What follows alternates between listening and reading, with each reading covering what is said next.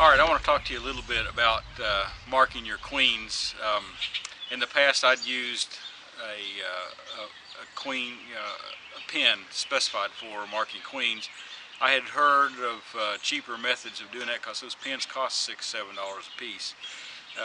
So I had heard of getting some model car paint, and this is just typical. You can see it's made by Testor. I'm not necessarily advertising for them at all. I just trying to identify it for you. So I thought I would try that.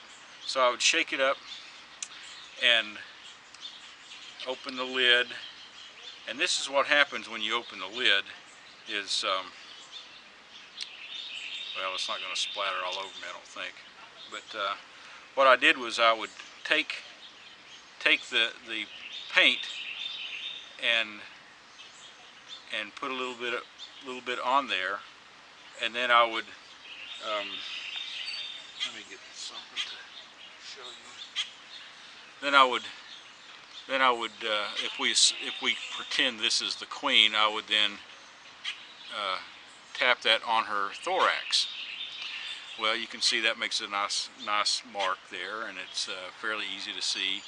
And then you let her dry a little bit, and then put her back into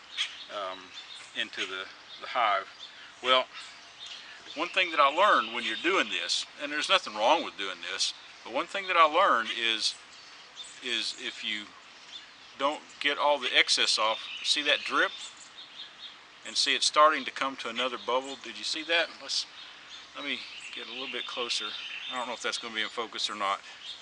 See, it's starting to make a little bulb there, and then when you're not expecting it, it will then drop. Now, of course, it's not going to drop for the film, is it? Well, believe me, that will drop right when you're not expecting it to, and that's what happened to me. And I want to show you the queen that this drop fell. I had the queen in the in my queen marking cage, just because I'm still concerned about doing damage to the queen by holding her. I just put her in here, and then taking the drop and then putting the drop on her. Well, if you don't shake all the excess off, you make a mess, and if you're not careful, that mess winds up on your queen. I want to show you what happened to me. Alright, now this is a hive that I made a split off of, and actually it was a split that I got several queen cells off of, and I was trying to prevent a hive from swarming. I'm not really convinced that I kept them from swarming, but at least I was successful in making a split here. Let's go in here and take a look. I want to show you this queen that, bless her heart, I made a mess out of her. And I've not really looked in this hive for a couple of weeks. I want to see how things are going, and then see if she's still laying. Well, this is on the top box here. You can see that she's still got a nice brood pattern there.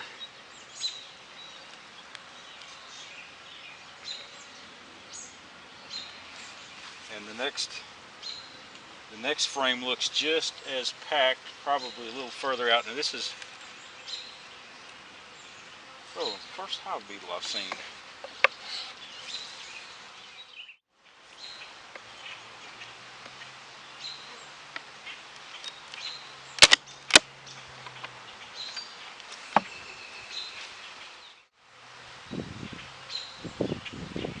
I do see eggs in here, so I know the queen's in here and she's still laying.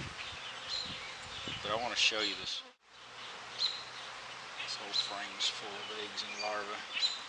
Nothing calved yet.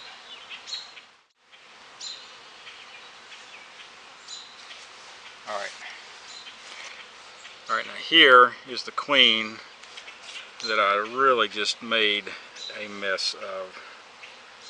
You see her? That's just really sad.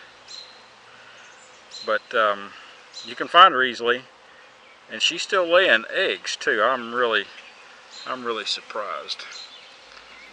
Goodness gracious. Anyway, be careful when you're getting your paint to dab your queen with.